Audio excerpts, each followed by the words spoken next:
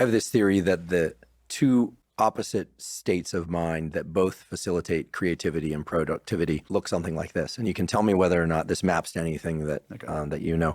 One is, just as you described, our body is in motion, could be running, walking, might even be in the shower or something of that sort. But we aren't trying to direct our mind toward a specific linear trajectory or outcome. It's not like working out an equation or a theorem the same way we would if we were at a piece of paper or writing out a sentence, a structured paragraph. So it's body in motion, mind not channeled toward one specific target. The opposite extreme to me is body still, mind very active, which resembles rapid eye movement sleep when we learn a lot and neural rewiring occurs and dreaming, but for which there's also a lot of examples of very accomplished creatives using that sort of thing, of meditative-like approaches, forcing oneself to be still and thinking. So it sounds like you incorporate both. And I'm curious, as a computer scientist who writes code, does theorems, does a lot of math, where you can't just kind of wing it. There's a right and wrong answer involved. What is your mode for sitting down and working through something that's linear and hard? Yeah, it's interesting the way you talk about it, right? Because when I'm walking, and this is actually something you can train, and I talked about this in one of my books once, that you can actually train yourself to maintain your internal eye of focus more stably while you're walking, right? So I call this productive meditation in deep work, actually. And I practiced this in grad school, right? Okay, so I'm going to work on a particular problem while I walk, and then you actually practice bringing your attention back to the central problem. And I don't know exactly what's happening, but you get a little bit more facility working with your working memory, a little bit more efficiency with bringing stuff in and out of the working memory. And so I trained myself that I could actually write a couple paragraphs in my head, maybe not word for, but basically word for word, like figure out how I'm going to do it, or figure out enough steps of a math proof to capture like a key insight. Like, okay, now I'm going to get around this. Then you have to sit down and actually formally capture that. And yeah, for me, that's still working with notebooks. Though when I was coming up in grad school, and I was just excavating these thoughts recently, we were talking before we recorded that, I just wrote this essay about what I learned as a grad student that impacted all my writing. As a grad student in the theory group at MIT, which was just purified concentration. This is where all the deep work ideas come from, right? I mean, it was just world-class concentrators. There, the method was very still, more than one person, whiteboard. So if you have 2 or 3 people staring at the same whiteboard, you're actually going to up the level of concentration you achieve, because if you let your attention wander, you disengage that attention, there's a social capital cost. Because now I've fallen out of the whiteboard effect discussion, that's going to be a problem. So you actually maintain your focus at a higher level. And then when someone else is making their move, okay, what about this? And they're working math. It's all math on the board. You're giving that the highest attention you're capable of because you want to keep up, right? You don't want to fall behind. So it was like this hack that was figured out in the theory group that if you put 2 or 3 people at the same whiteboard to try to alchemize these insights into actual mathematically precise proofs, you get a 20-30% boost in your concentration level. And that could make all the difference, right? If you're working on a very hard proof, 20-30% boost could be the difference between solving it or not.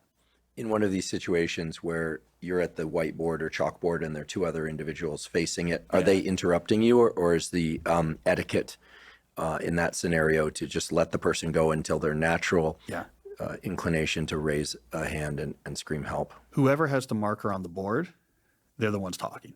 So you go to, okay, what about this, you say? And now you're writing down equations or drawing your diagram, and everyone is just watching. And then when they're done, everyone steps back and looks at it.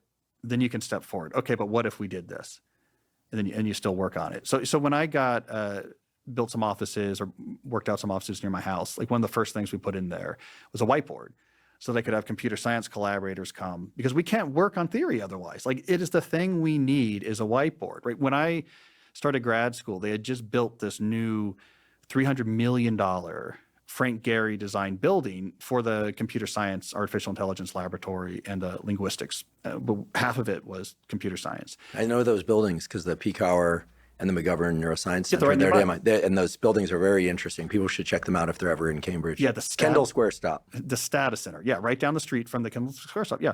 So the sixth floor was where the theoreticians were. This is where I was. So I they opened that building the year I started the doctoral program. And what did they want to show me when they brought me to this $300 million building? Look at our whiteboards. And that's what they were proud of. They had filled the common space on the sixth floor, the theory floor, with these freestanding double-sided whiteboards. It was like a maze of whiteboards. And this is what everyone was so excited about was, yeah, look at our whiteboard coverage. Yeah, surrounded by a $300 million building. I was trying to explain this to someone recently. Having good whiteboards to us is like an astronomer saying, look, we got this great radio telescope. Like this is going to allow us to get data to work on that we wouldn't otherwise have access to. I think to a theoretician, that's why you see a whiteboard, because if you want to think at the very highest level, you need 2 or 3 people staring at the same thing, taking turns with the marker, pushing each other past where they're comfortable. I love this because I often think about visual maps that represent our internal memory stores and plans, et cetera, for productivity. I've always relied heavily on the whiteboard.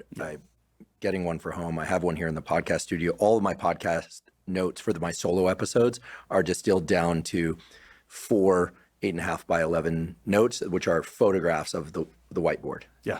And I don't use a teleprompter. I've been accused of using one before. I don't even know how that would work. But it's extremely useful to use the whiteboard. And I think because ideas are so easily put up there and removed, there's something about writing on things that are vertical as opposed to on a flat surface. Because that's actually the way our visual perception casts things. We don't cast visual perception onto the ground where we experience the visual world mostly in front of us.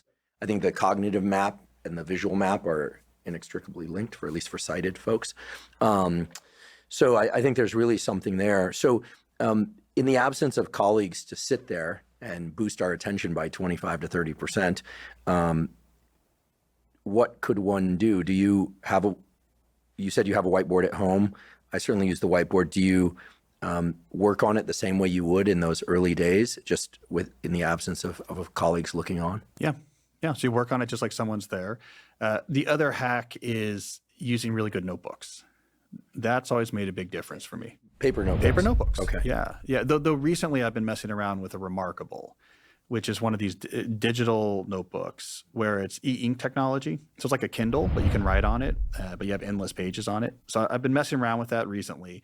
But I remembered when I was a postdoc, for example, I found it recently. I went and bought a lab notebook because those are expensive, at least for a postdoc, right? They're like $70 because a lab notebook has to have archival quality paper. Right, it's bound. It's bound. Yeah, people might not realize this. Lab notebooks need to be kept for many years. Yes. So you're not supposed to tear pages out of them, and so they tend to be bound. Yes. So if you have terrible handwriting like I do, you just have to deal with it. Yes, you can't rip it out, and it's thick paper, acid-free archival paper, big sturdy covers. But I bought this because I thought, okay, look, I'm going to take it more seriously, because I think that's also part of what goes on with the whiteboard, is your mind thinks about writing on the big vertical space as a public crystallization of thoughts. I'm putting this up for people to see, even if there's no one actually there to see it. And so you take it more seriously, right? If I'm writing on a whiteboard in class, I'm not just going to put up nonsense. Like I'm going to be very careful about what I'm writing because you imagine there's an audience. This is something for other people to see. And so you get a little bit of a similar effect. If you have a very nice notebook, you think, look, I don't want to waste pages. And somehow that helps with the thinking. So then I found this notebook because I store my old notebooks in my closet. So I found it when I was working on a recent book. I found it. I went through it. Right. And then I started ticking off, this turned into a paper, this turned into a grant. This notebook, I used it for maybe 2 years, only used maybe about half the pages. It's all very careful, neat script and diagrams. I think I found 7 different peer-reviewed papers or funded grants where the core ideas were in this notebook. So it's like that $70 was an incredible investment because when I got to work in that notebook, it must have been pushing my thinking to a new level because it was an incredible concentration of actual publishable results were coming out of his pages.